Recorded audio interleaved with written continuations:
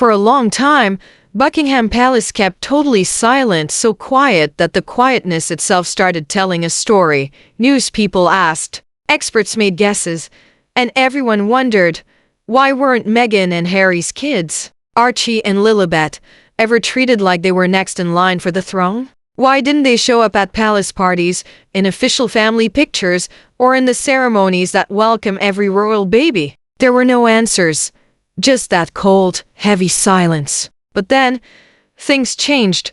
Behind those tall iron gates and the really old stone walls, something started to move. It wasn't just talk or rumors. It was official action. People who work inside the palace said that documents were already written up, signed and sealed. These weren't just little warnings or reminders. These were final orders, papers that would totally change Archie and Lilibet's royal status forever. And when those papers got moving, it caused a huge drama. The message was harsh but super clear. Archie and Lilibet couldn't claim to be royal anymore.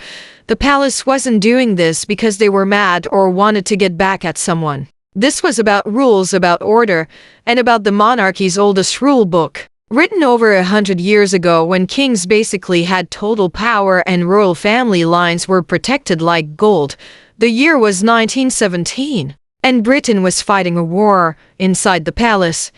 King George V had a big problem. The royal family was too connected to other countries' royal families, which was making them look bad politically. To protect the British crown and keep the bloodline clear and easy to recognize, he made a royal rule called the Letters Patent of 1917. The words looked simple, almost boring on paper, but hidden in those formal lines was a law that would shape the royal family for the next century. It clearly said who had the right to call themselves a prince or a princess. The rules had three parts. First, the kid had to be from a real royal bloodline. Second, the birth had to be officially recorded and accepted by the crown. Third, the kid had to be formally connected to the Church of England through a baptism. No shortcuts, no exceptions. Those few lines made sure that royal titles weren't just for fun. They were legal, super important, and protected by hundreds of years of tradition. And as time went on, every royal birth, every announcement, every ceremony followed those rules exactly. Until one day a royal baby showed up who didn't quite fit the pattern. When baby Archie Harrison was born in 2019, everyone celebrated. Smiles, pictures, and happy headlines made it seem like everything was normal. But quietly, something wasn't right. Something hidden deep inside the official papers. On Archie's first birth certificate, Meghan was listed as Rachel Meghan Markle, her full legal name, which is the usual thing. But then just a few weeks later, that document was secretly changed. Her name was taken off. In its place, a title showed up, Her Royal Highness the Duchess of Sussex. No explanation, no press release. Just a quiet change in one of the most important royal documents ever. When news reporters found out about it, everything went crazy. Meghan said palace people forced her to make the change. Palace staff said she was lying. Both sides blamed each other, but nobody gave any proof. The real issue was way bigger than just a name. Was this about how things looked? Or was it about making Archie's place in the royal records different? Because when a royal birth certificate is changed, it's not just paperwork. It's like rewriting history, and that small, quiet change started to create a dangerous doubt for generations. Royal records were as solid as the crown itself, but with Archie's changed certificate, problems started to appear. The monarchy's perfect record-keeping, the system that had guarded its bloodline for centuries, had been messed with. And once a crack shows up in the foundation, it's only a matter of time before the whole building starts to shake.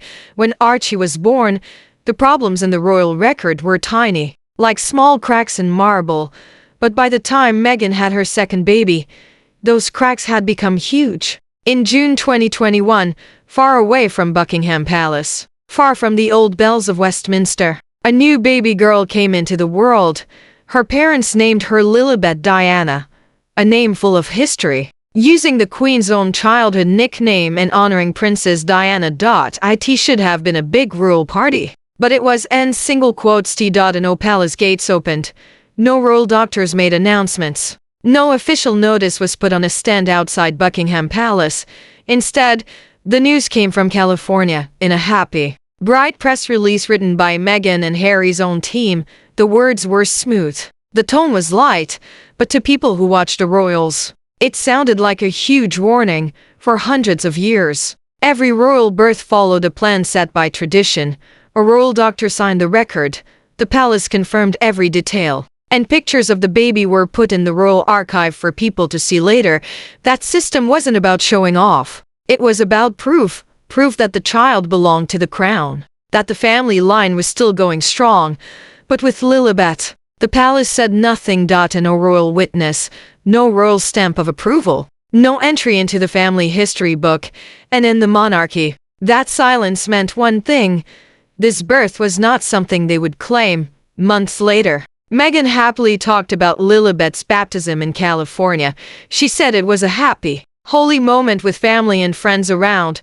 Pictures were shared, statements were made, but behind the walls of Buckingham Palace, something much less happy was going on for the monarchy. A baptism is more than just a family get-together. It's a ceremony that connects a royal child to the Church of England, the same church the monarch is the supreme head of. Without that connection, a royal child is, by tradition, not officially recognized. Palace sources whispered that the California baptism wasn't officially registered with the Church of England. Basically, it didn't count. And in a system that cares only about rules, a baptism that wasn't recognized was the same as no baptism at all. To regular people, that might seem small, but inside the monarchy, it was a huge deal, because without a church-approved christening, Lilibet wasn't just outside the church. She was outside the line that connects every royal to the throne. Her parents saw a happy moment. The palace saw a broken rule. The result was that the baby her parents celebrated in America was ignored by the crown in Britain. It was like two different worlds splitting up. The happy California family life on one side and the cold, strict system of the monarchy on the other. For Meghan, these problems weren't just about papers or church rules. They hit her identity hard. From the day she married Harry, her name and her image were tied to royalty. She wasn't just Meghan Markle anymore. She was Meghan, Duchess of Sussex, a mother of royal heirs.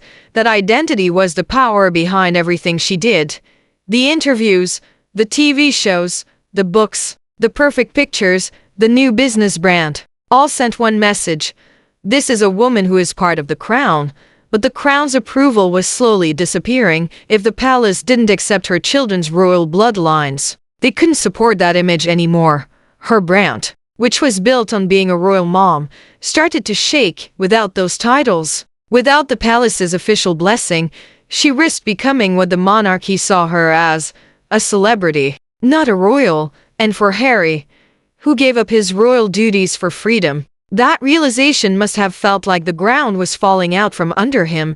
Because if the monarchy wouldn't recognize his kids, what did that say about him? By now, the palace's silence was so loud it was impossible to ignore. The royal system that once welcomed Harry's ancestors with trumpets was now closing its doors and getting ready to make a move. The old rule book was about to finish the story of the Sussex family line. Late at night, far from the London fog, Harry would call on the phone. He wasn't calling as a prince on the job anymore. He was calling as a dad. He begged the same family he had walked away from. He pleaded with them to think again, to let his kids, his own blood, stay a part of royal history. For him, quitting his royal job never meant leaving the royal family line. He thought his kids would still carry the Windsor name forward, even if they grew up far away across the ocean. But the answer that came back from the palace was totally cold. This isn't about feelings, one staff member supposedly said. This is about rules, family line, and the future of the crown. In those words, Harry heard the same rules that every king before him had ever written. The crown wasn't a family. It was a business, and businesses don't change for feelings. For Harry, it must have felt like watching his family tree get cut down right in front of him. The branches with his children's names quietly chopped off. Then came the point of no return. Papers were officially filed, sealed, and final. No speeches, No cameras. Just ink on paper and a quiet clerk carrying out the next step in history. Archie and Lilibet were going to lose everything that connected them to the institution. First, no prince or princess titles. Second, no ceremonial jobs. Third, no spot in the official line to the throne. Fourth, no protection or recognition in royal records paid for by the crown. It sounded like a simple list. But in the monarchy's world, titles aren't just decorations. They are who you are. They decide who gets remembered in history and who just disappears. And so, one by one, their names were changed. From Prince Archie to just Archie. From Princess Lilibet to just Lilibet. Unlike a temporary stop or a ban, this couldn't be undone. The palace didn't hit pause. It hit delete. Royal record keepers started updating files. The computer systems were changed, and where their titles used to be, there was only silence. It was the cleanest, quietest way to erase someone from royal history. No big drama, no show, just nothing. And sometimes nothing says more than anything else. For years, Meghan and Harry had been called royal troublemakers. They had told their story to the world, signed deals, released documentaries, and acted like they were fighting the system. But now the truth was harsh. You can only be a troublemaker if the crown still cares about you. The monarchy got this. It never fought back in public, never traded insults. It just waited. And when the time was right, it made its move, not with anger, but with careful action, taking away names, titles, and their official status. The message was clear. The crown lasts because it follows its own rules, not because of what famous people do. For Meghan and Harry, it was the coldest move in royal history. The family they had tried to change decided to wipe out their legacy instead. Today, Archie and Lilibet will grow up in California, surrounded by love, fun, and sunshine. They will know their parents' warmth, not the palace's coldness. But when people write history books, when future generations look at the royal family tree, their names won't be next to the crown, and that silence, that empty spot where a name should be, will tell a huge story. It will say that the crown cares more about rules than feelings, more about the family line than love, and more about history than people. For the monarchy, the record is now clean. For Harry and Meghan, their royal story is over. Because once the crown erases you, you aren't a troublemaker. You aren't in exile. You're just gone.